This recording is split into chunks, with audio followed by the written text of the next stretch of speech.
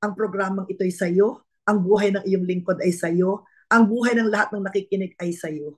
Salamat po Panginoon, ikaw din ang mga pagpapatupad ng mga salitang ito na amin pong isasabuhay ay mula rin sa iyo. Nagpapakumbaba po kami sa iyo, nagpapasalamat na po Panginoon sa biyayang ibubuhos mo sa amin sa hapong ito. Sa pangalan ni Jesus. Amen. What is the secret to the satisfied life? Sabi nga po kanina ay only Jesus can satisfy. Pero ipapahayag po ng ating Panginoon from the Word of God, I want to show you how we can live the satisfied life. Ayan. Gusto ko pong ipakita sa inyo na kung ngayong ang hapon sa pamamagitan po ng salita ng Panginoon, kung paano po ipapakita sa atin ng ating Panginoon na siya mismo, only Jesus can satisfy. Paano niya ito pinatunayan? Paano niya ito patutunayan sa ating buhay sa pamamagitan ng kanyang mga salita? Alam po nating lahat na kung gaano, how much God loves us. Alam po natin yon na mahal tayo ng Panginoon. Not only He loves us, not only does He wants to save us, but He wants to satisfy us. Opo, mahal na mahal po tayo ng Panginoon. Ano po? At talaga pong gusto po niya talagang tayo ay laging ligtas. Pero gusto din po ng Panginoon na lagi tayong nasisiyahan sa ating mga buhay bilang mga mananampalataya, bilang kanyang mga anak, o maaaring dito ay may nakikinig ngayon na ngayon pa lamang niya masusumpungan ang Panginoon. Gusto kong sabihin sa iyo talagang ang Panginoon lamang ang magbibigay ng tunay na kasiyahan. Amen po ba? Hallelujah! Only God can satisfy a Christian heart. Ang puso po natin, man cannot. Ano po? Only Jesus, only God can satisfy us. Siya lamang po ang makapagbibigay ng tunay na kasiyahan sa atin. Marami nga po ang failure po ng marami. They seek from material things, hinahanap nila sa mga material na bagay, hinahanap nila sa mga pananalapi, hinahanap nila sa katanyagan, hinahanap nila sa fame, sa success, ano na po ba? Pero sabi dito, we can found only this satisfaction in God. Marami po, ako po ay maraming kakilala, mga kaibigan na talaga namang, lalo na nung nag-pandemic, talagang grabe ang kanilang mga luxury bags, mga luxury things sa kanilang mga buhay. Pero dumating po ang panahon, nung time na yon ng pandemic, hindi po talaga nakapagbigay sa kanila ng kaligayahan yung mga gamit nila na sinasabi niya lang talagang ito ay mga nakapagbibigay ng kasiyahan sa kanila. Wala pong makapagbibigay na anumang kasiyahan dito sa mundo.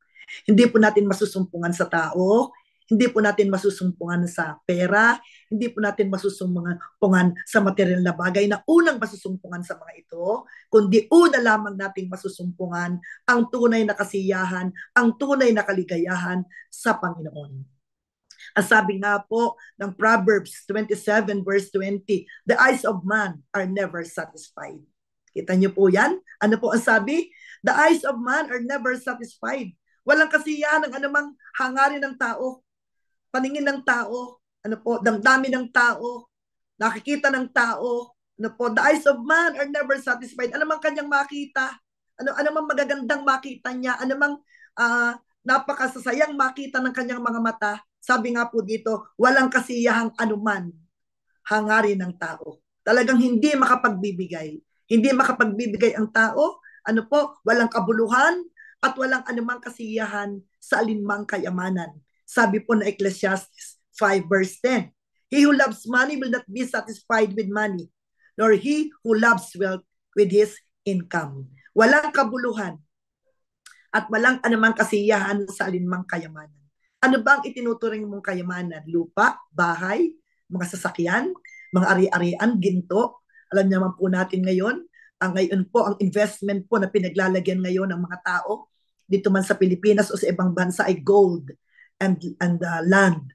Ito po ngayon, yung ngayon na pinaglalagyan ng kanilang mga pananalapi. Ano po? Pero hanggang saan kaya makapagbibigay ng kasiyahan ang mga bagay na ito? Walang kabuluhan at walang anuman kasiyahan sa alinmang kayamanan. Anong itinuturing mo na kayamanan sa iyong buhay? Ang iyong trabaho? Ang iyong posisyon sa iyong trabaho? Kapatid, kaibigan, ano po? Ito po ay hindi makapagbibigay ng lubos na kasiyahan sa atin. Sa Panginoon po lang natin, all affection is empty. Amen po ba? The love of God alone is able to fully satisfy one's desire. All human affection is empty. Talagang wala po talaga. Walang maibigay. Only God can satisfy. Kumusta po?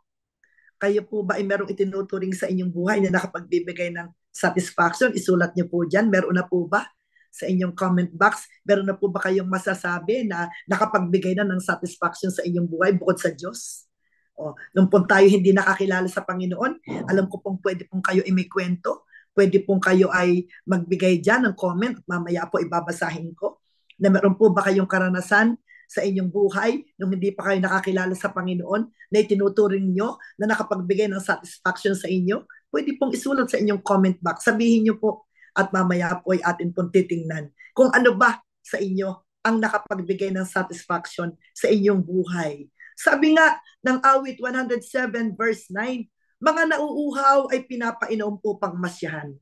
Mga nagugutom ay pawang binubusog sa mabuting bagay. Ano po ang nakapagbibigay ng kasiyahan? Saan po manggagaling? Ito po ay sinabi ni Aring David na ito ay nanggagaling lamang sa Panginoon. Ang mga nauuhaw, for He has satisfied the thirsty soul. Sino yung He? Ang Panginoon. Ang mga nauuhaw ay pinaiinom niya upang masyahan. Ano po? Ang mga nagugutom ay binubusog niya ng mabuting bagay. Ayan. Hindi po lahat ng ating kinakain ay mabubuting bagay para sa ating katawan. Hindi po lahat ng ating iniinom ay makapagbibigay ng kasiyahan sa atin. Masusumpungan lamang po natin sa Panginoon ang tamang pagbibigay ng kawalan ng kauhawan at tamang pagbibigay ng kabusugan. Subukan mo pong kumain ka ng kumain ng sari-saring putahe, mabusog ka ngayon, mamaya po ba busog pa rin kayo? Tingnan po natin. Ang kabusugan ng material na bagay, ang kabusugan ng mundo, wala po talagang kabusugan. Wala po talagang kasiyahan. Dahil ngayon magpapakabusog ka, mamaya gutom ka na uli. Pero sabi po ng kanyang mga salita, mga nauuhaw pinapainom upang masyahan. Ito na po yung pag uminom ka sa Panginoon, habang buhay mo na, hanggang katapusan na ng buhay mo, may kasiyahan ka na. Mga nagugutom ay pawang binubusog sa mabuting bagay. Pag po tayo binusog na ng Panginoon ng kanyang mga salita, pag tayo binusog na ng Panginoon ng kanyang mabuting bagay, ay naku ba, maya bukas, makalawa, mahabang taon, hanggang sa katapusan ng ating buhay, hindi na po tayo magugutom. Naniniwala ka ba doon? Alam mo, if you believe, you will receive. Yan. Kailangan po talaga nating paniwalaan ito na makapagbibigay lamang po talaga ng kasiyahan sa atin ay ang Panginoon. Yung mga nauuhaw, na nakasumpong ng pag-inom sa Panginoon, ay talagang hindi na po mauuhaw. Ang mga nagugutom na nakasumpong ng pagkabusog sa Panginoon ay hindi na po magugutom. Amen po ba? Nung ulit ko, anumang masasarap na pagkain, ice cream man yan, salad man yan, o sari-sari mang pinakamasarap ang pagkain na pwede mo punta ang lahat ng restaurant dito sa amin sa Tagaytay. Kung kakainin mo ngayong maghapon, bukas magugutom ka pa rin. Pero sa Panginoon, wala nang kauhawan, wala nang kagutuman. Amen po ba? Amen. Titanong ko muna po ang ating mga comment box. Ayan, meron po ba kayo dyan? Ayan, tingnan po natin ang mga comment. Ang mga comment po ng mga kapatid, ano po ba ang sinabi? Meron na po bang nagsalita dyan ng nakapagbigay? Ano ang nakapagbigay sa kanya ng kauhawan? Wala pa, ano pa nakapagbigay sa kanya ng tunay na kasiyahan? Amen po ba? Praise God. Patuloy po ninyong isulat mamaya kung ano po yung mga bagay na nakikita ninyo na nakapagbigay ng kasiyahan sa inyo. Nung kayo ay nag-aral, maaaring kumuha ka ng isang kurso, akala tamo makapagbibigay ng kasiyahan sa iyo. Pero dumating isang araw, another course na parang makapagbibigay ng kasiyahan sa iyo. Sino po sa inyo ang naka-isang kurso, 2 kurso, 3 kurso dahil hindi matagpuan yung kasiyahan na gusto niya sa kanyang buhay? Sino po sa inyo na nagtatrabaho na nakasumpong ng isang trabaho, hindi nasiyahan, naghanap uli ng isang trabaho, hindi nasiyahan, naghanap pa uli ng isang trabaho, hindi nasiyahan? Di po ba? Nagpagawa ka ng bahay. Sabi mo, gusto mo yung ganitong klase ng bahay. Nung tumira ka ng 2 years, 3 years, parang sabi mo, parang may gusto pa akong iba. Alam niyo, napapansin niyo po ba? May cellphone ka, di po ba? May cellphone ka, bumili ka ng cellphone. Nung una, mahal-mahal pa nga ng cellphone, di ba?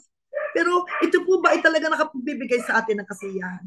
Di po ba minsan umuulit tayo, nagsasawa tayo, para sabihin mo, ay, may bago na namang model, makabili nga uli, parang ayoko na nito. Di po ba? Walang kasiyahan. Huwag lang po mangyari, ang asawa mo, mapalitan mo dahil wala kang kasiyahan. Yun lamang. Delikado tayo dyan. Kaya nga, ang pagpapakasal, na ito ay may basbas nang mula sa Panginoon. At ito ay kanyang binasbasan. Isa covenant relation, ito po ay kasiyahan na sa'yo. Hindi ka na dapat maghahanap pa ng ibang kasiyahan. Hello? O ang asiwawa po, hindi po dapat papalitan. Hello? Ang asawa po, asawa lalaki, asawang babae. Eh, wag naman hindi ka nasisiyan, magbabago ka na ng asawa. Hindi pwede yun. Nung tayo nagpakasal, it is a covenant. Ito po isang tipan na talagang ikaw ay may kasiyahan. Nung ikaw ay nagpakasal sa harapan ng Diyos at binasbasan, sinelyuhan ng banal na espiritu, may tatak, ito po ay dapat mo nang tanggapin na ito ay isang kasiyahan ng ibinigay sa iyo ng Diyos na hindi mo na dapat palitan. Amen po ba? Ay, kagaya po ako, wala na po akong asawa, pero siya talaga yung asawang ibinigay sa akin ng Panginoon. At hindi na po ako nag-ahangad. Ako'y maghanap pa ng ibang kasiyahan. Tapos na po yung hanggang doon na ipinagkatiwala sa amin ng Panginoon na pagsasama bilang mag-asawa. At ngayon po, nawala na siya. Meron pang higit na maraming buhay. Sabi nga po doon na nawala, pero merong mabubuhay. Amen po ba? Mabubuhay ang marami pang paglilingkod. Mabubuhay ang marami pang kaluluwa. Naakayin, mabubuhay ang paglawak pa ng aming pamilya para maglingkod sa Panginoon. Makikita natin ngayong hapon ang mga salita ng Panginoon, Jesus, how we can find lasting satisfaction. Ano po? Makikita po natin dito makikita po natin ang salita ng Diyos. Inuulit ko, ito po ay salita ng Panginoon na magpapahayag sa atin kung paano natin matatagpuan. Baka po tayo ay matagal ng mananampalataya pero hindi ka patiyak na ikaw ay meron ng sapat na kasiyahan dahil nasa Panginoon tayo. Pag po tayo ay nasa Panginoon na, yun po ang isang katiyakan na tayo ay meron ng satisfaction. Amen po ba? At marami pa po tayong makikita ngayong hapon na atin po susubaybayan ang ating sarili. Kung totoo bang nasa atin na itong mga satisfaction na ito. Makikita po natin sa napakagandang kasaysayan sa New Testament. Napakagandang salita ng Panginoon na pagbulay-bulayan mo araw-araw, pagbulay-bulayan mo linggo-linggo, pagbulay-bulayan mo buwan-buwan at taon-taon, ikaw ay talagang matutuwa sa sinasabi mismo ang Panginoong Hesus ay nagsasalita. Ito po ay matatagpuan sa Matthew 5 na Jesus says, blessed. Ano po? Blessed. Ano pong ibig sabihin nito? Means blessed. The word blessed comes from the Greek word means great joy, lasting satisfaction, to be filled with joy, complete satisfaction. Dito po sa Matthew ay makikita po natin na 9 times, 9 na beses po na binanggit dito ang salitang blessed. Ano po? Na ang kahulugan po nito sa Greek ay great joy, napakataas, napakadakilang saya at tuwa, lasting satisfaction, talagang complete satisfaction. Ito po ang ipinapahayag ng ating Panginoon. How to live a great joy. How to live a complete satisfaction. Satisfaction or kasiyahan is guaranteed when you do things His way. Alam niyo po ba itong ating makikita dito sa Matthew 5? Itong mga talatang ito about blessedness. Ito po yung what is His way. Sabi nga doon satisfaction is guaranteed when you do things His way. Ang isa pong, tayo po ay mayroong kasiyahan kung garantiya po na ginagawa natin yung paraan ng Diyos, yung way ng Diyos, yung paraan ng Diyos. What is His way? His way begins in Matthew 3, ang una pong way na gusto ng Panginoon na ating ginagawa sa ating buhay upang magkaroon tayo ng tiyak na satisfaction. Sabi nga doon ay full satisfaction, great joy, complete satisfaction. Ang sabi po sa Matthew 5 verse 3, blessed are the pure in heart, for theirs is the kingdom of heaven. Ang una pong garantiya na para tayo magkaroon ng satisfaction Na gusto po ng Panginoon ito ang ating ginagawa sa ating buhay. Ang sabi po niya, pinagpapala ang mga taong walang inaasahan kundi ang Diyos, sapagkat kabilang sila sa kaharian ng langit. Ito po yung isang way na gusto ng Panginoon na ating ginagawa. Yung wala na tayong inaasahan kundi ang Diyos. Ano man ang dumating sa ating pangangailangan, ano man ang dumating sa atin, inaasahan natin ang magpupuno ng lahat ng ito sa ating buhay, walang iba kundi ang ating Panginoong Kristo. Pag minsan na napupuno ka na ng alalahanin sa buhay, alam mo kung sino ang magpupuno ng kapayapaan sa iyo. Walang ang pinagpalang tao, ang satisfied na tao ay walang inaasahan kundi ang Diyos. Amen po ba? Inaasahan sa panahon na ikaw ay nagkamali, sa panahon na tayo ay nagkamali, sa panahon na ikaw ay magkasala, yung wala kang inaasahan. Agad ikaw ay merong ay hindi magiging miserable ang iyong buhay. Amen. Pag lagi mong iniisip na ikaw ay lalapit sa Panginoon, meron kang inaasahang Diyos na magpapatawad sa iyo sa panahon na ikaw ay nagkamali, sa panahon na ikaw ay nagkasala. Di po ba diyan tuwan-tuwa si Satanas? Yung ikaw ay mag-entertain, yung ikaw ay sa iyong kasalanan, sa iyong pagkakamali, magpatuloy ka. Pero hindi po yun ang gusto ng Panginoon. Ang gusto po ng Panginoon, ilumapit ka sa Kanya. Yung kitang-kita mo sa iyong sarili na wala kang inaasahan kundi ang Panginoon. Amen po ba? Wala kang inaasahan. Talaga namang nandoon yung tears mo, nandoon yung luha mo, katulad ng morning ni David, katulad ng kanyang mga iyak, katulad ng kanyang mga dalamhati, sa mga panahon na siya'y nagkakamali. Bakit po sinabi siya, tinawag siya ng Panginoon after God's own heart? Sapagkat nandoon po, kahit po siya ay nagkaganoon, nakabangon agad siya at nandoon agad ang satisfaction sa kanya, nandoon agad ang kasiyahan sa kanyang buhay. Kasiyahang maglingkod sa Panginoon, kasiyahang sumunod sa Panginoon. Kapatid, baka kaya ka hindi makapaglingkod sa Panginoon ay hindi mo lubos na inaasahan ng buong puso ang Diyos sa mga pangangailangan mo, sa mga pagkakamali mo, sa mga pagkukulang mo. Wala kang ibang lalapitan aasahan kundi ang Panginoon. Siya lamang magpapalakas sa atin. Siya lamang magbibigay ng kasiyahang muli sa atin upang muli tayo bumangon. At i-restore muli yung joy ng ating kaligtasan. I-restore muli yung joy ng ating pananampalataya. I-restore muli ang joy ng ating pangangatawan. Pinagpapala yung mga nagdadalamhati. Meron bang tears na sumasayad sa iyong puso pag ikaw ay nagkakamali? Pag ikaw ay may nagagawang hindi maganda sa Panginoon? Ang sabi po sa pangalawa na susi ng satisfaction, sa mga salita ng ating Panginoon Jesus sa Matthew 5, pinagpapala ang mga nagdadalamhati sapagkat aaliwin sila ng Diyos. Saan ka nagdadalamhati? Katulad ni David, nagdadalamhati sa nagawang pagkakamali. Magdalamhati po tayo sa mga pagkukulang natin sa Panginoon. Minsan hindi tayo nakakasunod sa Panginoon. Alam niyo po, gusto po ng Panginoon lagi tayong masatisfy.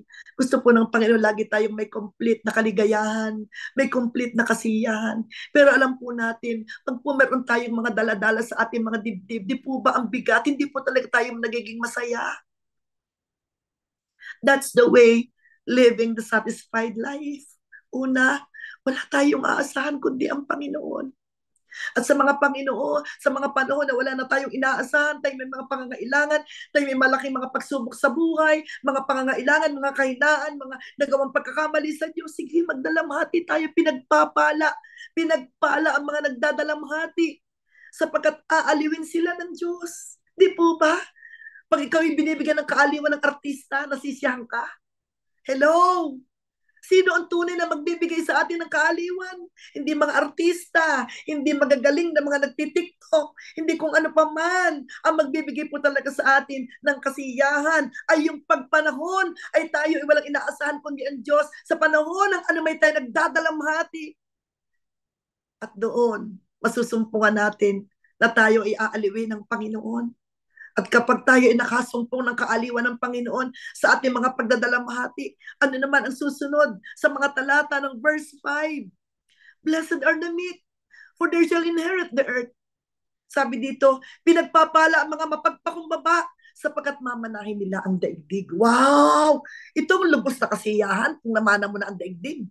Ikaw nga namana mo lamang ang kapirasong lupa, masaya ka na eh. Kaya ako ba kung buong daigdig? Grabe, no? Kung nga, pinamanahan lamang isang bracelet, masaya ka na. Kaya how much more kung mamanahin natin ang buong daigdig na pag-aari ng Panginoon. Woo! Hallelujah! Ito'y sa pamamagitan ng ating mapagpakumbabang puso. Ito'y isa sa pangmagbibigay sa atin ng kasiyahan. Tayo ay laging mapagpakumbaba. Inilalagay natin ang ating strength, inilalagay natin ang ating lakas under the control of our God. Alam niyo po ba, ang paglalagay natin ng ating strength sa control ng Panginoon, ito po yung opposite ng pride. Hindi natin kinikilalang dahil sa akin kaya ako nagawa ito. Dahil sa aking lakas, kaya ako'y nakapag-aral ko ang aking mga anak. Dahil sa aking lakas, kaya kami nakapagpatayo ng bahay. Bakit umulad ang aming negosyo? Dahil kaya ako'y may lakas. Hindi po. Kaya nga po, yun po yung opposite ng pride. Yun na po yung kabaliktaran, yung kataasan. Ayaw po ng Panginoon. Habang tayo nagmamataas, hindi po tayo makakasumpong ng tunay na satisfaction. Habang tayo nagpapakumbaba, may mamanahin tayo sa Panginoon. Hallelujah. Hindi mana na material dito sa lupa. Amen. Manang panlangit, manang pangkaharian. Amen. Hallelujah. At alam niyo po ba, pag tayo ay ganito ang ating puso, ang sabi doon sa verse 6, blessed are those who hunger and thirst for righteousness, for they shall be filled. Pinagpala may mga matinding hangarin na sumunod sa kalooban ng Diyos, sapagkat sila ay bibigyang kasiyahan ng Diyos. Kumusta po ang ating hangaring lumakad sa righteousness? Kumusta po? Ang sabi po dito, pinagpapala ang may matinding hangarin. Matindi po talaga yung ginamit. Matinding hangarin. Amen? Na sumunod. Kumusta po ang ating paglakad sa righteousness?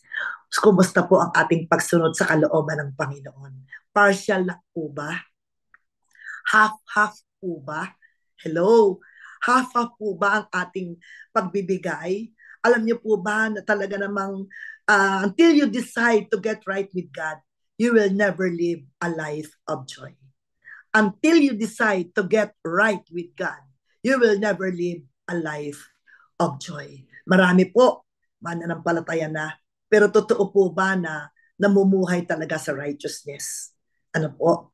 Marami po ay namumuhay sa mundo.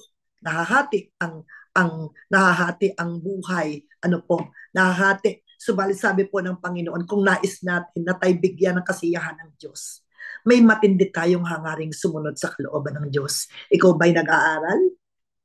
Ano ang hangarin mong makasunod sa kalooban ng Diyos sa iyong pag-aaral? Ikaw ba ay kabataan na meron ng trabaho? Ano ang matinding hangarin na ginagawa mo upang makasunod sa kalooban ng Diyos? Nung binigyan ka naman ng trabaho, ano ang matindi mong hangaring makasunod sa kalooban ng Diyos? Okay lang ba ng araw ng linggo, nasa trabaho ka at wala ka sa pagsamba sa Panginoon? Diyan po talaga ako mahigpit. Ako po'y naniniwala na ang Diyos po ay hindi magbibigay ng trabaho na kaagaw siya. Naniniwala po ako na ang Diyos ay magbibigay ng trabaho upang pagpalain ka. At ang pinagpalang buhay, matindi ang hangarin mo makasunod sa kalooban ng Diyos. Kalooban ng Diyos na ikaw isumimba tuwing araw ng linggo. Kalooban ng Diyos na nakalagay sa envelope ang iyong tithes and offering. Kalooban ng Diyos na ikaw ay mamahinga sa kanyang presensya pag-araw ng linggo. Kalooban ng Diyos na pag-araw ng linggo ay ikaw ay makapag-fellowship sa iyong mga kapatid. Oo nga, nanonood ka sa TV. Nakamayan ka ba ng iyong kapatid? Ikaw man lamang ba inakamayan ng iyong pastor? O, hangaring makasunod ng matindi sa kalooban ng Panginoon. Ngayon pong huling panahong ito, patindihan po dapat ng hangaring makasunod sa kalooban ng Diyos. Talagang kung ikaw ay magtatapos ng pag-aaral, kung ikaw ay gagraduate ngayon pa, tindihan mo na ang iyong hangarin. Lord, bibigyan mo ako ng trabaho araw ng linggo, ay hindi ako magtatrabaho. Kung maaari nga, Sabado at Linggo para ang Sabado sa family mo, maintindi mo ang mga dapat mong intindihin sa buhay, at ang Linggo ay ipagbibigay sulit natin sa Panginoon. Ang tunay pong kasiyahan ay tayo ay pinagpala ng Diyos dahil meron tayong matinding hangaring makasunod sa kalooban ng Panginoon. Ngayon po, tindihan po natin, ilaban po natin kung ano ang kalooban ng Panginoon. Meron kang, ito po, lagi ko po ito sinasabi, dahil naranasan ko po ito sa buhay ko. Dahil ako po ay may mga kapatid pang hindi pa mananampalataya. May mga pagkakataon po na may mga gathering na iba't ibang lugar din po naman ang pinanggagalingan ng aking mga kapatid. At minsan po ay may mga gathering na dumadating na sa araw na may mga gawain kami. Pero simula po noon ako nakakilala sa Panginoon, dalaga, nagkaasawa, nagkaanak, ngayon may apo na. Talagang ako po inanindigan na talagang ako po yung nagsesay no sa aking mga kapatid sa laman, sa mga imbitasyon sa akin ng aking mga kaibigan. Sapagkat higit na mahalaga po sa akin yung imbitasyon ng aking Panginoon. Ganun ko po inilalaban ang kalooban ng Diyos. Hanggang dumating po yung mga panahon na na-bless po yung aking mga kapatid. Hindi po, pinabless po sila, pinagpala po sila, at hindi na po sila gumagawa ng anumang invitation sa buo naming family na alam nila na may gawain kami sa Panginoon. Tatanong nun, ate, pwede ka ba ng ganito? Ate, pwede ba kayong buong pamilya ng ganito? Kasi nakita nila kung paano kami nanindigan sa aming pagsunod sa matinding kalooban ng Panginoon. At nakita din nila ang bunga ng aming matinding pagsunod sa kalooban ng Panginoon. Lahat po kami, buo naming sambahayan, manugang mga at mga apo pa na maliliit pa, na alam kong yun na rin ang tatahakin nila. Me and my household, we will serve the Lord. Maglilingkod po talaga kami. Alam niyo po, para po totoong maniwala ang mga nakapaligid sa atin, po, totoong maniwala ang ating mga mahal sa buhay na hindi pa mananampalataya, katrabaho, kaibigan. Ito po ang gawin natin. Ipakita natin sa kanila, unay sa Diyos, ang matindi nating pagsunod sa kalooban ng Panginoon. Pakita po natin.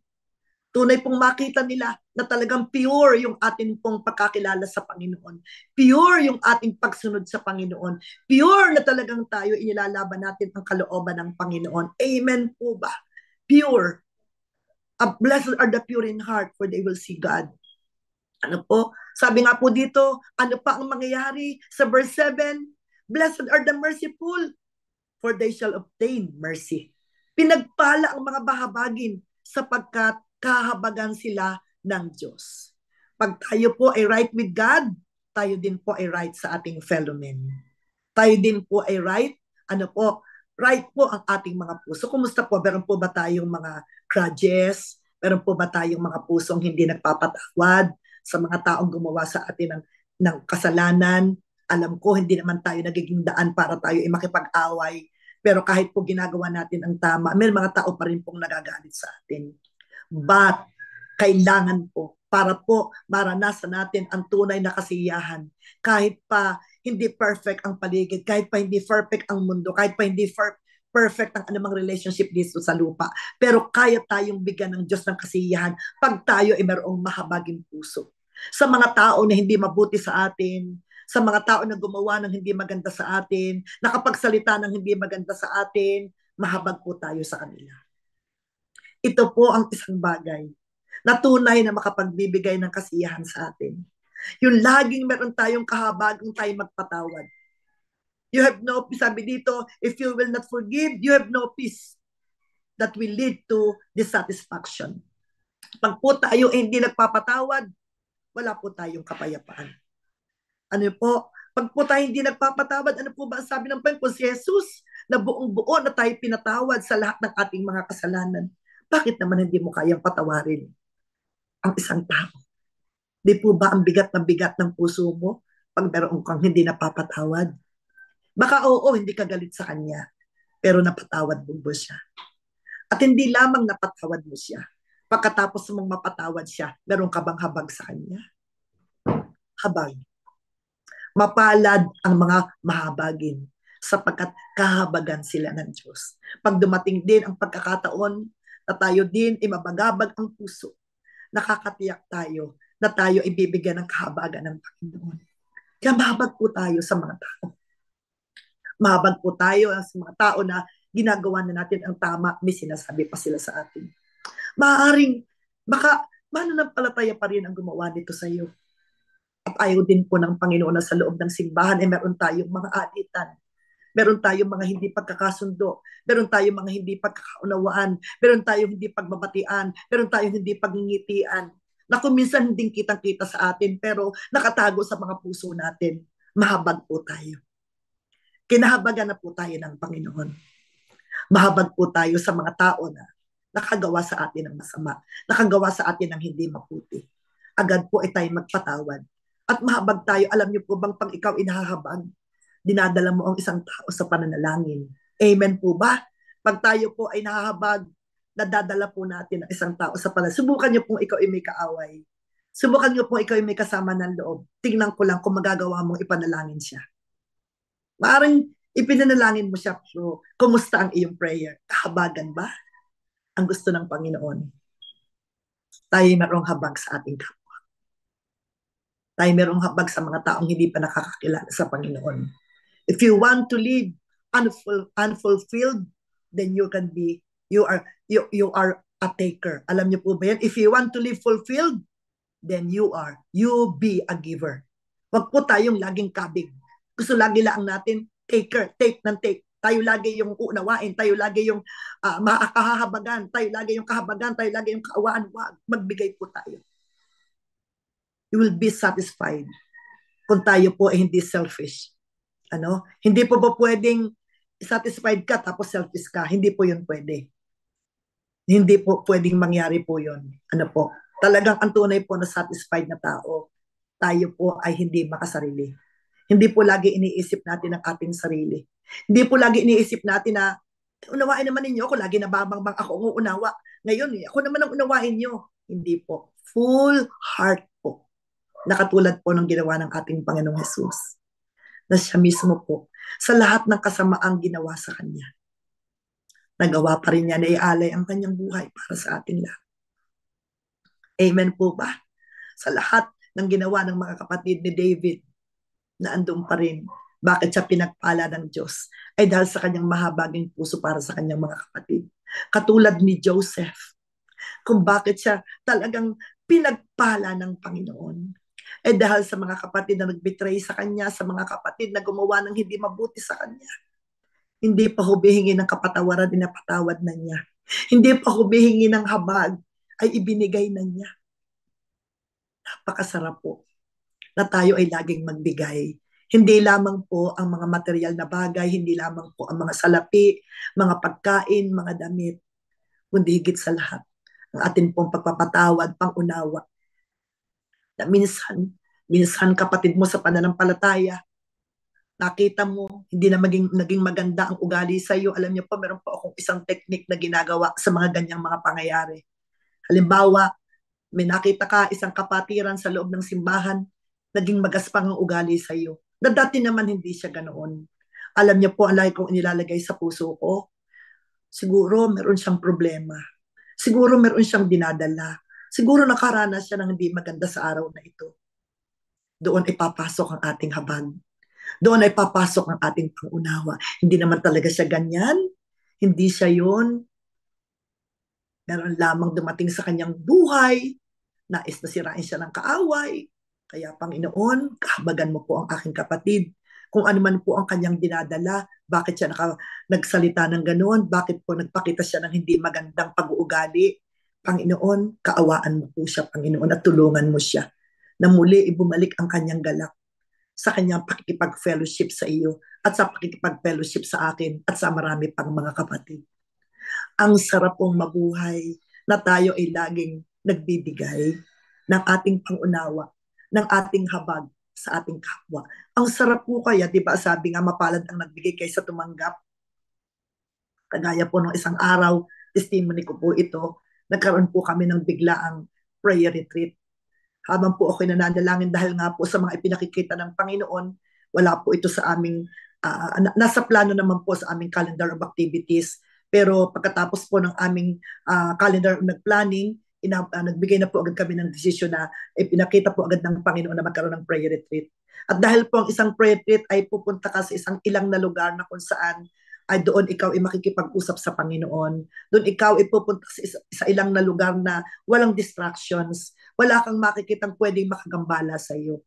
At sa akin pong panalangin ay ipinakita po sa akin ng Hacienda Isabela na pag-aari ni Sister Culi Desma.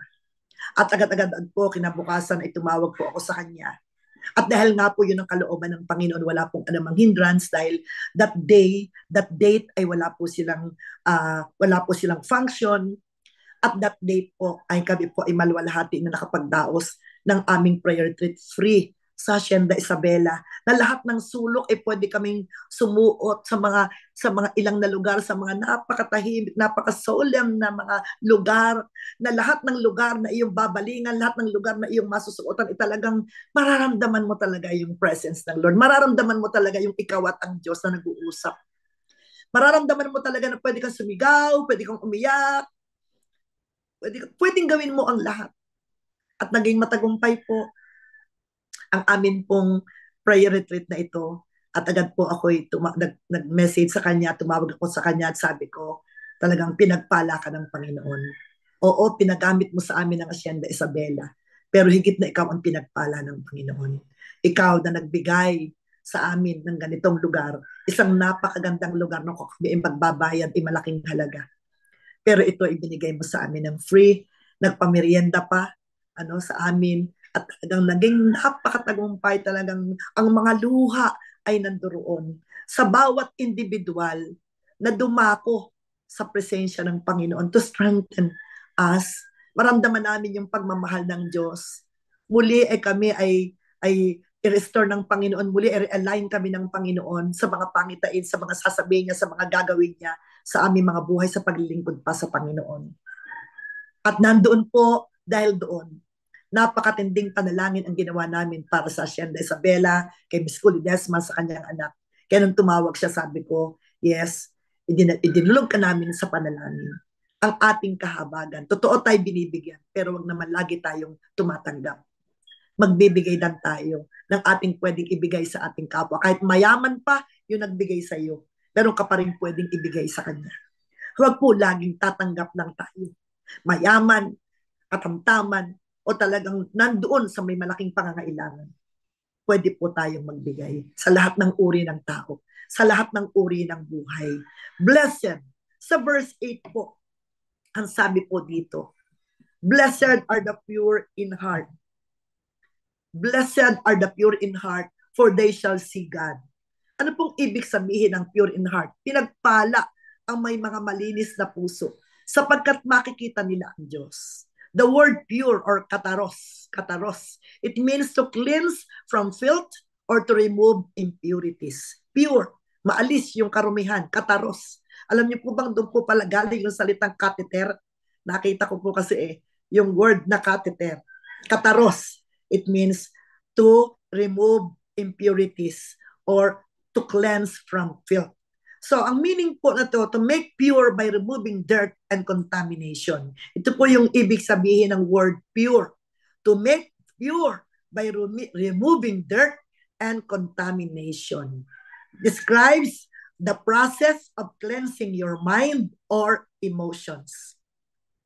Malinis ang ating puso, malinis ang ating isip. Amen po ba? Malinis ang ating emosyon, kasi hindi po pwedeng sabing malinis ang ating puso pero galit tayo. Malinis ang ating puso pero naghihinanakit tayo. Dapat po lagi nating tatandaan, alam ko po, katulad ko din po, pwede ko rin po yung maranasan at nararanasan. Pero lagi po nating tatandaan na tayo po ay meron ng pure. Mapalad ang may malinis na puso. May malinis na po tayong puso. Nilinis na po tayo ng Panginoon. Amen? Sa pamamagitan ng kanyang dugo. Nung tayo sumampalataya sa kanya, pinagsisihan natin ang ating mga kasalanan. Kung ikaw ibago lamang na nakinig o narinig ang mga itinuturong ito, mararanasan mo ang kalinisan ng puso pag lumapit ka sa Panginoon, pag naniwala ka na si Jesus ay pinarusahan, si Jesus ay binugbog, si Jesus ay pinatay, umagos ang dugo, namatay para lamang sa kasalanan natin.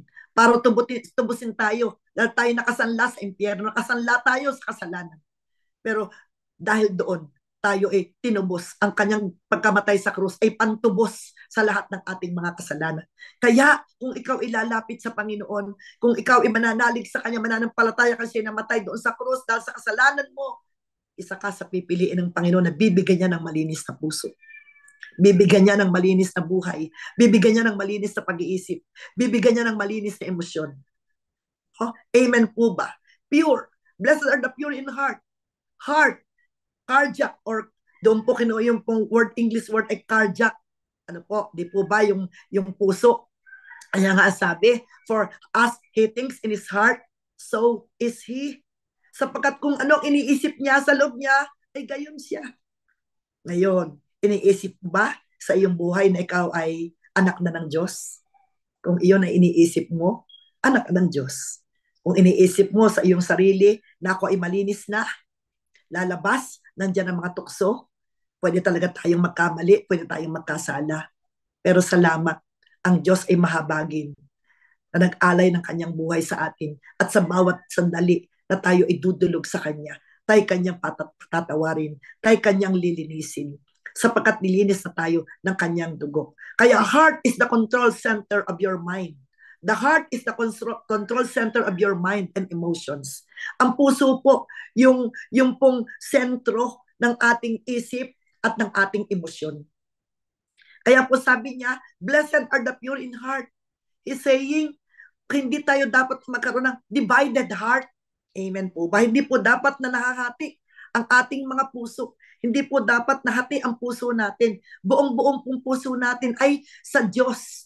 Binigyan na po tayo ng Panginoon ng bagong buhay. Binigyan na po tayo ng Panginoon ng bagong puso. Kaya sino na po ang may-ari ng pusong ito? Ang may-ari na po ng pusong ito ay walang iba kundi ang Panginoon.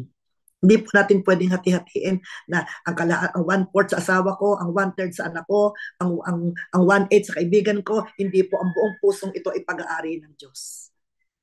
At siya po ang magbibigay. Siya po ang may kapangyarihang magbigay. Kung paano natin ibibigay ang ating puso, kung paano natin magbibigay ng puso sa ating asawa, sa ating mga anak, sa ating kapwa, ang Panginoon po yun. Siya po yung may kapangyarihan na tulungan tayo upang maibigay natin ng tama ang puso natin sa mga tao na dapat nating mahalin at ibigin. Sa mga taong dapat nating ibigin. Amen po ba? Pag po tayo ay mayroong malinis na puso, grabe po talaga, tayo po ay nagiging peacemaker. Amen po ba? Pag po malinis ang puso natin, blessed are the peacemakers, for they shall be called sons of God. Pinagpala ang mga gumagawa ng paraan para sa kapayapaan, sapagkat sila ituturing na anak ng Diyos. Peacemaker. What is peace? Peace is having a right relationship with God. Ang kapayapaan po, bakit po ba magkakaroon ng kapayapaan ng isang tao? Amen. Baka po tayo ay matagal ng mananampalataya, hindi mo pa alam kung saan nanggaling ang iyong kapayapaan. Bakit meron kang kapayapaan?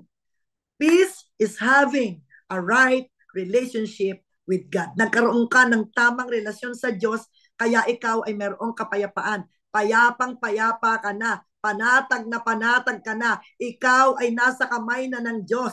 Ikaw ay pag-aari na ng Diyos. Ikaw ay protektado ng Diyos. Hallelujah! Lahat-lahat.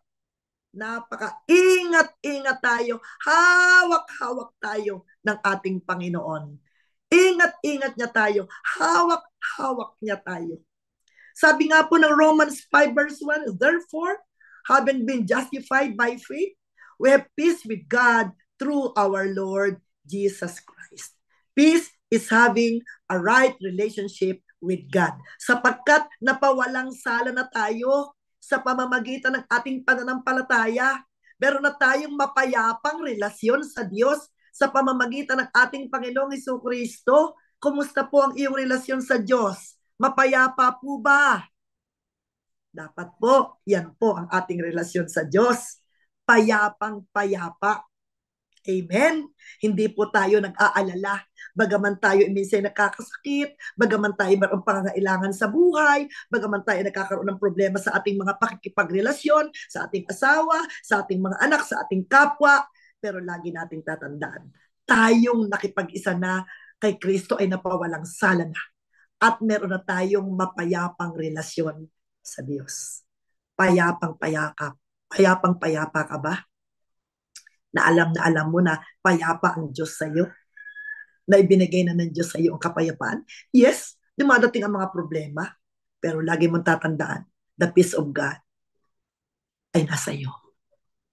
Tayo ay nakaunay. Tayo ay nasa Diyos. Tayo ay pag-aari ng Diyos. At nakabalot sa atin ang Diyos. Kaya nakabalot sa atin ang kapayapaang mula sa Panginoon. Ano man ang pinagdaanan mo at ano man ang pagdadaanan mo, kapatid, gusto kong sabihin sa iyo, dapat meron ka ng tunay na kasiyahan. Dahil simula pa doon sa verse 3 ng Matthew, sa Beatitudes, kitang-kita na natin kung paano ang lahat ng ito at ang mga sumunod. Ito na taglay-taglay natin. Ito na ingat-ingat natin sa ating buhay ang mga salitang ito. Ito ang tunay na kasiyahan sa buhay. Amen po ba? Kasiyahan, puno ng kapayapaan. Kahit may pagsubok, may kapayapaan. Kahit may problema, may kapayapaan. Kahit may pangangailangan, may kapayapaan. Kahit may bayarin ka mamaya o bukas hindi mo pahawak ang pera, may kapayapaan ka na tutugunin ng Diyos. Ipo-provide ng Diyos ang lahat ng iyong pangangailangan. Ganun ka ba kapayapa sa mga pangangailangan mo sa buhay? Ganun ka ba kapayapa pag ikaw ay may sakit? Pag ikaw ay bilang katulad ko na dumating na namatay yung husband ko, yung asawa ko, sa kabila ng iyon, taglay-taglay ko ang kapayapaan. Yes, dumating yung lungkot, dumating yung minsang pagtatanong, pero salamat dahil nasa atin ang Diyos, nasa atin ang kapayapaan. Hindi magtatagal. Ang laging nasa ating nakabalot ay kapayapaan. Kaya, the only way you can have a right relationship with God is to have peace with God. The only way you can have right relationship with God is to have peace with God. Ang paraan upang magkaroon ka ng tamang relasyon sa Diyos ay ang magkaroon ka ng kapayapaan sa Diyos. Amen po ba? Through our Lord Jesus Christ. Peace is a right relationship with God. Pag nakita mo isang tao, mananampalataya, napakapayapa. Ang dami ko na pong nakita, ang dami ko na pong nasaksihan na ang bibigat ng mga dumating na problema sa buhay, ang bibigat na dumating ang mga dagok sa buhay. Pero kitang-kita ko po sa kanya kung paano payapang-payapa ang kanyang puso. At dahil doon, sabi ko, Lord, dumating din po nawa sa akin yon. Ano man ang aming maranasan. Alam niyo po ba na ikaw, na sa kabila ng mga pagsubok, ay nandoon sa iyo ang kasiyahan, kapayapaan? Alam mo bang ikaw ipagpapala sa iba? Hindi ka pa nagsasalita, wala ka pang ibinibigay. You're so blessed. You are blessed to be a blessing. Nagpala ka na sa iba, kapatid. Alam niyo po ba yun? Ang tayo ay punong-puno lagi ng kapayapaan. Ang tayo ay punong-puno lagi ng kasiyahan sa Panginoon. Ito po ay nakakapagdala din para sa iba. Na sila din ay maging masaya. Matanggap din nila ang mga naranasan nila sa buhay. Kaya ipakita mo, huwag mong itago yung kasiyahan mo. Huwag mong itago yung kapayapaang meron ka. Huwag mo ding itago yung mga problemang dumating sa'yo. Huwag mo ding itago ang mga dagok sa buhay, mga challenges na dumating sa'yo. Huwag mo ding itago yan. At lalo huwag mong itago na sa kabila ng mga challenges na yon, nasa iyo ang kapayapaan, nasa iyo ang kasiyahan. Dahil ang daming tao na nakatingin sa iyo, pinagmamasdan ka, at ikaw ay nagiging pagpapala na sa kanila. Kala mo talunan ka, kala mo mabigat ka. No, hindi. Naging kagaanan ka sa maraming tao. Diba? Ang ating mahal na Pastor Dong, isaklay, may kuba, may paang malambot. Diba? Diba siya? Ang laki pagpapala sa atin. Dinadala pa tayo sa destiny na gusto pa ng Panginoong malaki para sa atin. Ikaw lang, konting problema lang. Isang mananampalataya, nagkaroon lang ng konting problema. Ano na, malungkot na. Wala na uli yung saya. Wala na uli yung sigla sa Panginoon. Wala na uli yung sigla sa pag-awit, sa paglilingkod, sa pagpupuri. Kapatid, ang ating kailangan sa huling panahon ito ay tunay na kasiyahan mula sa Diyos. Na bunga ay kapayapaan sa ating mga puso. Yung bang may mabigat kang dalahin hindi halata. Yung bang ngiti-ngiti ka pa rin, magandang-maganda ka pa rin, di ba? Hello? Di ba sabi naman talaga, hindi mo naman talaga maitatago yung laman ng puso, hindi pwedeng galit yung kalooban mo, pero ngiting-ngiting maganda ang mukha mo, hindi talaga pwede yun. Kaya, tingnan mo yung sarili sa salamin. Kumusta ang iyong mga ngiti? Kumusta ang iyong mga saya? Talaga bang yun ibunga ng kasiyahan natin sa Panginoon sa kabila ng ating dinadala sa buhay? Yun ba idala ng kapayapaan na meron tayo dahil sa Diyos? Na alam natin, buhat-buhat niya tayo. Ano man ang bigat na ating mararanasan, hindi tayo ang magbubuhat noon. Ang magbubuhat noon ay ang Panginoon. Masiyahan ka sa Panginoon. Only God can truly satisfy us. Ang totoong makapagbibigay ng kasiyahan sa atin, ng kaligayahan sa atin, ay walang iba kundi sa Panginoon. There is no peace without purity. Kaya nga po ang sabi doon, peace is the result of righteousness, of being right with God. Kaya nga po, sabi nga doon, peace is a right relationship with God. Peace is the result of righteousness. Ito po ay bunga ng ating pagwawalang sala, bunga ito na naging tumpak tayo sa paningin ng Panginoon, kaya there is no peace without purity. Wala pong kapayapaan sa paglakad sa hindi sa kalinisan. Yun po yun, kaya nga po, sabi nga po ng Psalms 85 verse 10, righteousness and peace have kissed each other. Wow, hallelujah! Tingnan niyo po ang sabi dito, righteousness and peace have kissed each other. There's a love affair between righteousness and peace. Oh, yan, pag-usapan nga natin ang love affair na ito. Yung love affair na ito ay you cannot separate peace from purity. Ang katapatan at pag-ibig ay magdadaop palad. Ang kapayapaan at ang katwiray magsasamang ganap. Peace is the result of righteousness, of being right with God. There is no peace without purity. Dahil ito pong dalawang ito ay laging merong, they kiss each other. Righteousness and peace have kissed each other. There's a love affair between righteousness and peace. Merong pagtitigi ng malalim. Merong pagdadaog palad. Pag sinabing magkadaog palad, grabe talaga namang hindi pwedeng paghiwalayin ang pinag-isa ng Panginoon. Hindi pwedeng paghiwalayin ang purity and ang peace and righteousness. And righteousness and peace ay hindi pwedeng paghiwalayin. Ikaw ay magkakaroon ng true satisfaction pag yung righteousness and peace ay nasa ating mga buhay. Amen po ba? Sige po, tingnan ko muna po ang inyong mga comment box. Meron na po bang nag-comment? Kumusta po ang mga comment dyan? Meron na po ba? But parang wala pa po.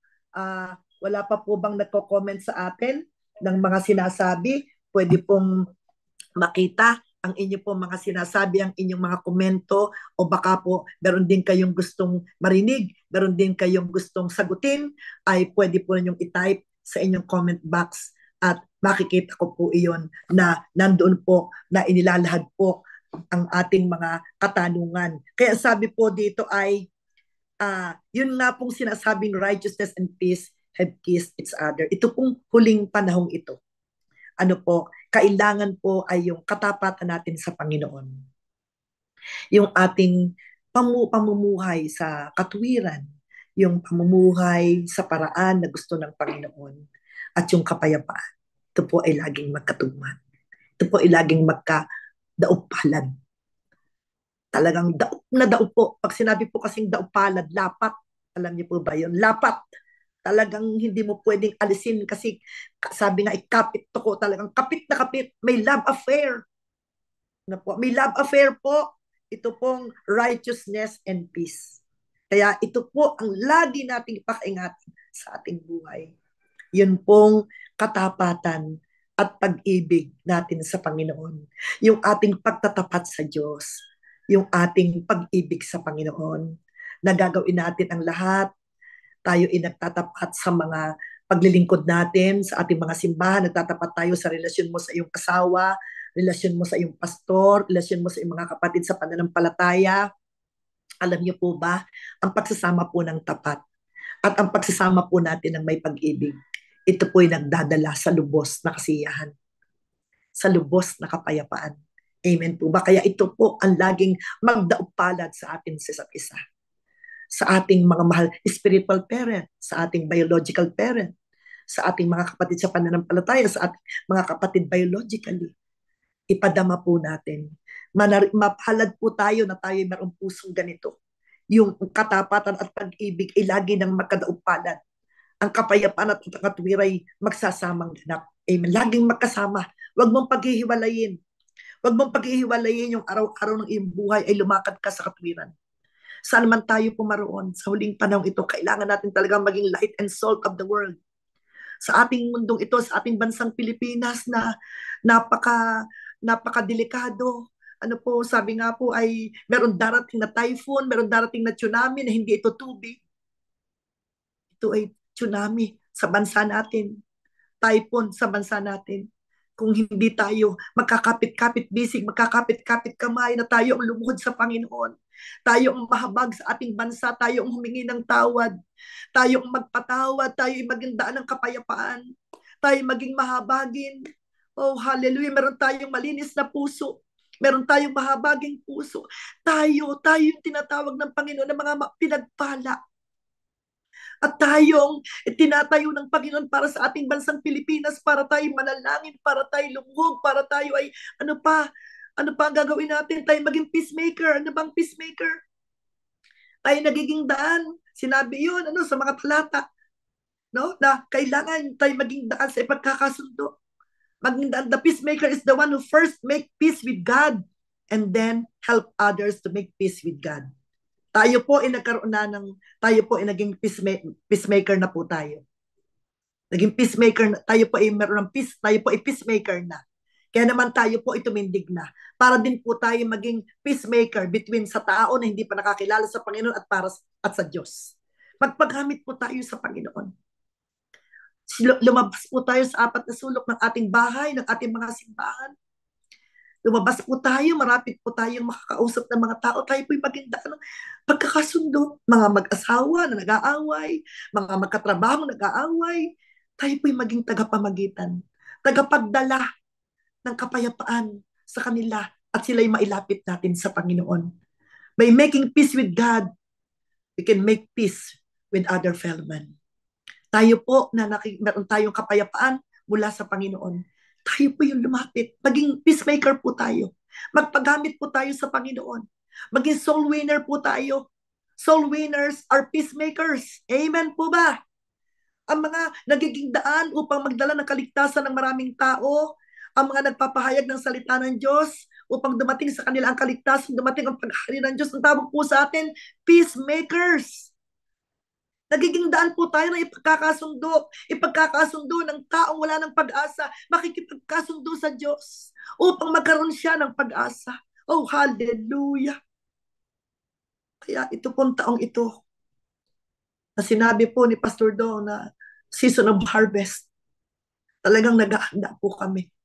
Hindi lamang po naghahanda, ginagawa na po namin ang dapat namin gawin para maka-harvest. Siyempre, una, nanalangin. Ngayon, talagang hahayo na po. Humahayo na.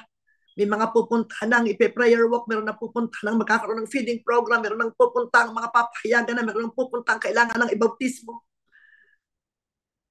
We are peacemakers. Soul winners are peacemakers. That's why meron po tayong dahilan para tayo mag-evangelize ng salita ng Panginoon because we are peacemakers. Because we have peace with God, we want others to have peace with God. Kailangan po, kung paano po tayo meron ng kapayapaan mula sa Panginoon, tayo din po ay maging daan ng kapayapaan para sa maraming tao. Amen, hallelujah. You'll never know peace without the Prince of Peace. Hindi po malalaman ng tao. Hindi po malalaman ng tao ang kapayapaan kung hindi nila makikilala ang Prince of Peace. They will never know peace without the Prince of Peace. The people will never know the peace without the Prince of Peace. And there is no peace without purity. Hindi po mapapasa kanila ang kapayapaan ito. Hindi po mapapasa kanila ang katiwasayang ito. Hindi po mapapasa kanila ang satisfaction na ito kung hindi ang kanilang puso ay magiging malinis sa harapan ng Diyos. Blessed are the pure in heart, for they will see God.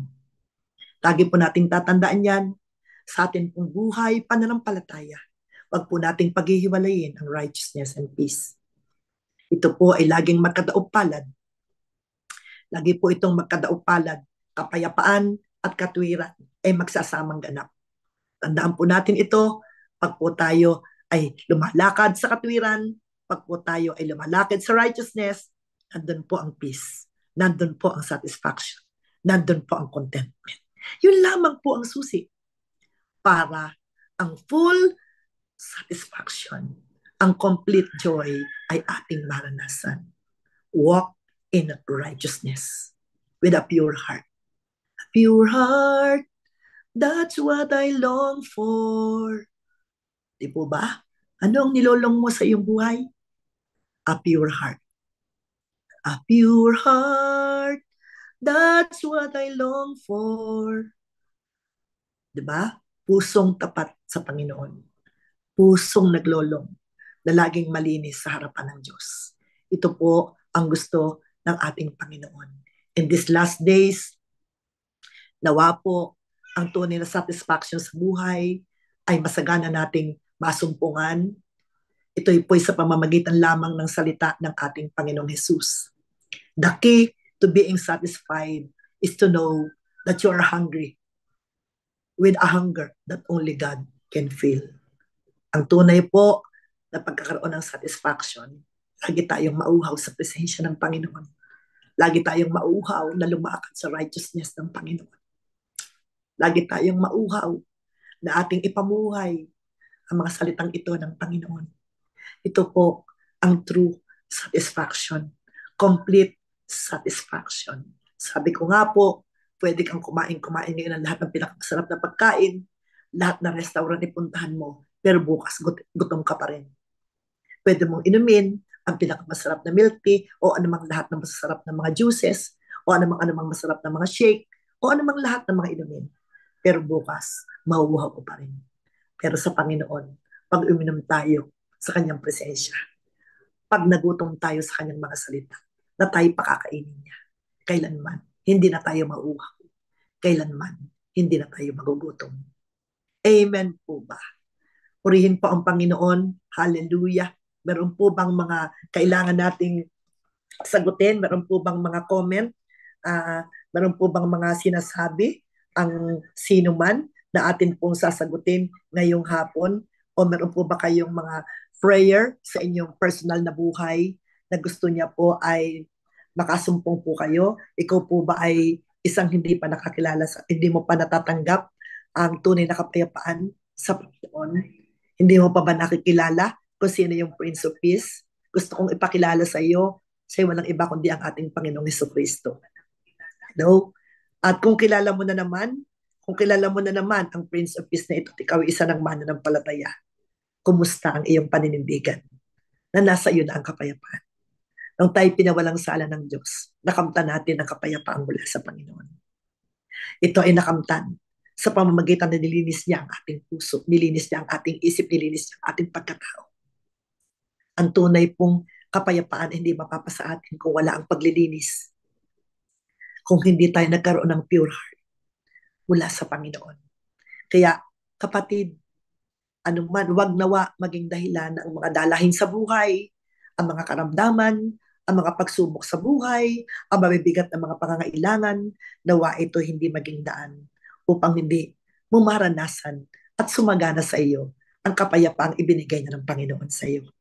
Nawa, sa kabila ng ating mga pinagdadaanan, naway maging daan din pa rin tayo upang tayo maging peacemaker. Maging daan pa rin tayo. Sapagkat marami pong mga tao ngayon nagugulubihanan.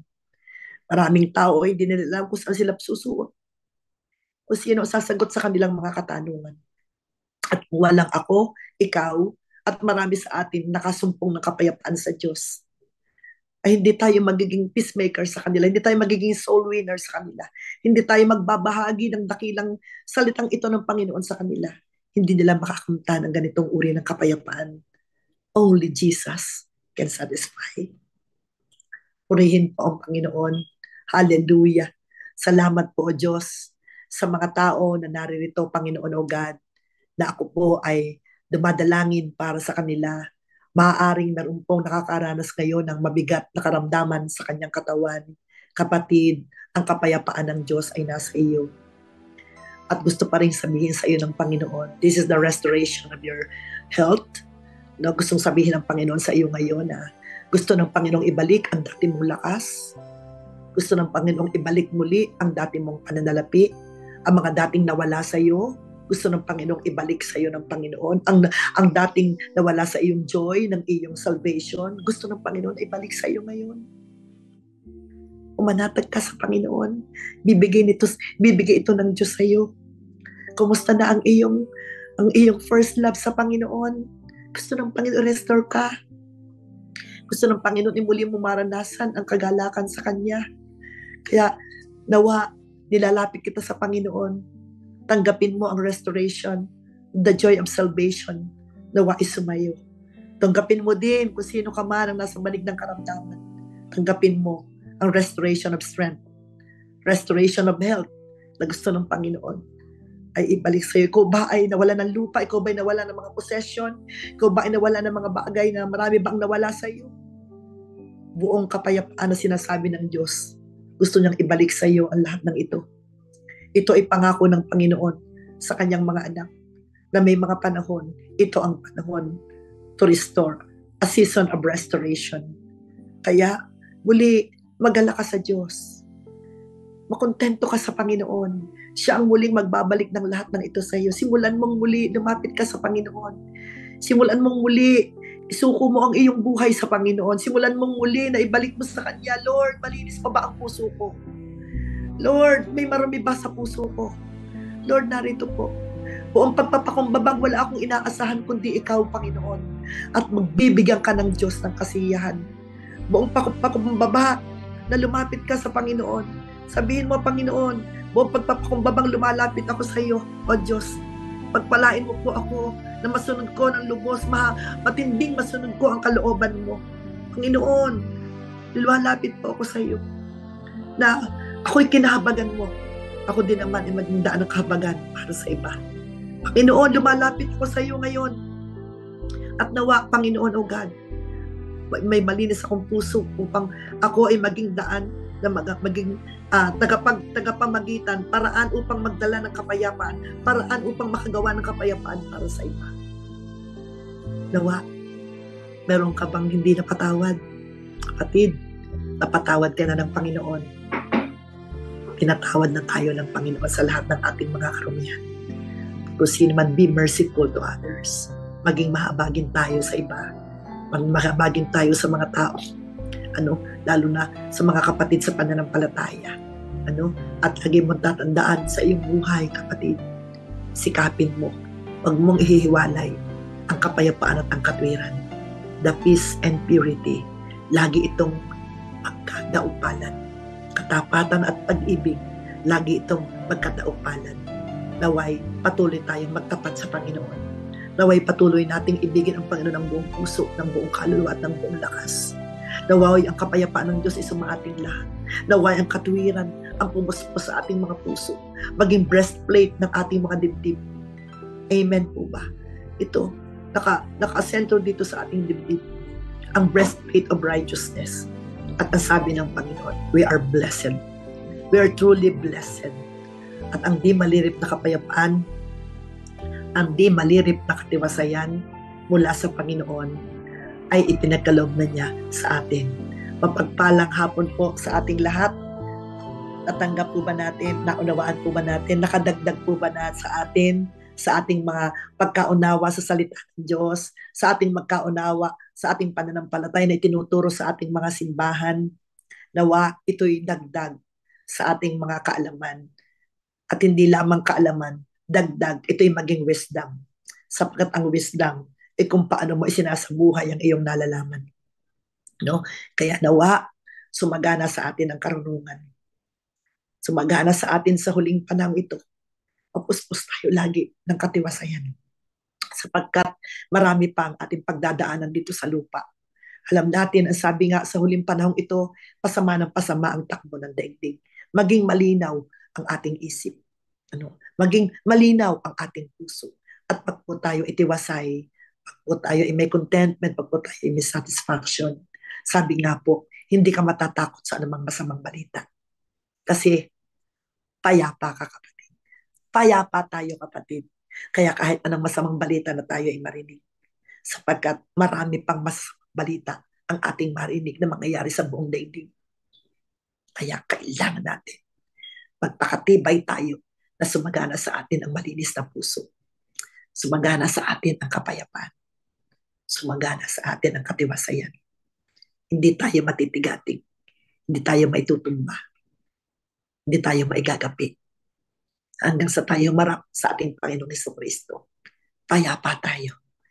At ay tatanggapin ang pansasabihin sa atin, well done, my good and faithful servant.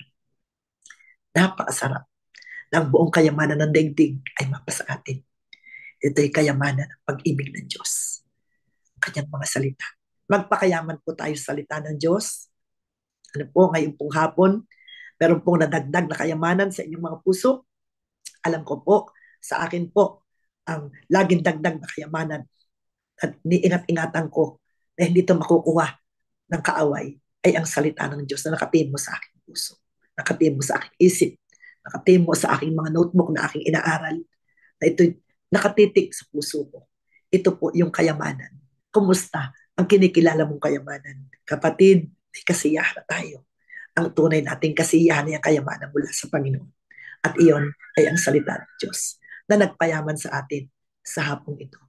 Panginoon, maraming salamat po sa patuloy na gawain ng daily life sharing, Panginoon. Sa pangunguna po ng aming mahal na Pastor Dong at Pastor May, na ibinigay mo ang pangitain ito, Panginoon, upang ito'y itindig, Panginoon, na ikaw nagpasimula, ikaw din ang tatapos nito. Salamat po sa lahat ng biyaya na kaya mo pong isupply, lahat ng resources, bawat araw, bawat sandali, na itataguyod ang daily life sharing. Hindi mo pagkukulangin programa ito. Hindi mo pagkukulangin ang mission, ang iyong gawain ito, Panginoon. Kundi sapat at sapat pa. Laging may bago. Laging mas malawak. Iwawiden mo po ang territory ng daily life sharing, Panginoon. Aabot pa sa marami pang tao, maraming puso, maraming bansa, Panginoon, ang maaabot nito, Panginoon God, upang marinig nila ang mga dakilang bagay na ginagawa mo sa buhay ng maraming tao. Marami ang makakalaya, Panginoon, at makakasumpong ng tunay na kapayapaan at katiwasayan sa buhay. Pagpalain mo po ang aming mahal na Pastor Dong at Pastor May sa kanilang mga misyon na gagawin sa mga susunod na araw, going to Australia, going to Indonesia, at saan pa man na sila ay dadalhin mo, Panginoon, kasama ng mga team. Pinagkala mo na po, Panginoon, ang lahat ng pangangailangan, lahat ng kanilang your protection, your provision. O Panginoon o Diyos ay patuloy na sasagana sa kanila, sa kanyang mga anak na panganay, pangalawa, bunso, mga at apo, Panginoon, ang gawain, Panginoon, sa The Hub of Christ, Parañaque at sa lahat ng The Hub of Christ, Panginoon, lahat na nakakonected sa building bridges, patuloy po namin itong itinataas sa iyo, Panginoon o God, na ito po ay pinagpala mo na, Panginoon. Oh, hallelujah. Salamat po sa lahat ng buong staff, kung bakit tumatakbo ang daily life sharing. Salamat sa mga behind the camera, behind the scene. Panginoon, nandun sila, hindi sila nakikita, pero Lord, ang kanila pong mga ginagawa, ito'y kita mo, batid mo, at ikaw ang Diyos na kayang magpala sa kanila. Hindi kayang ibigay ng tao, pero kaya mo silang pagpalain ng higit sa inaasahan nila. Maraming salamat po, Panginoon o God o Lord. Maraming salamat po sa pagtindig mo sa iyong lingkod. Ang papuri ay sa iyo, ang pasasalamat ay sa iyo, ang parangal ay sa iyo, ang kaluwalhatian ay sa iyo, ang papuri ay sa iyo. Maraming salamat po. Purihin ka, aming Ama, sa pangalan ni Jesus. Amen. Pagpalang hapon po. Praise God po.